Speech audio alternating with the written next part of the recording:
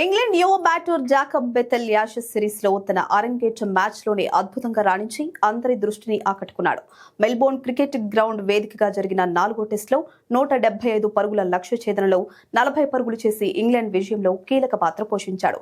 చుట్టూ వేలాది మంది ప్రేక్షకులు ఉన్నా ఇంగ్లాండ్ పై ఒత్తిడి ఉన్నప్పటికీ వాటన్నింటినీ అధిగమించి జట్టు విజయంలో కీలకంగా నిలిచాడు. ఈ గెలుపుతో ఆస్ట్రేలియా గడ్డపై ఇంగ్లాండ్ కు కొనసాగుతున్న 18 మ్యాచ్ల వరుస ఓటములకు తెరపడింది.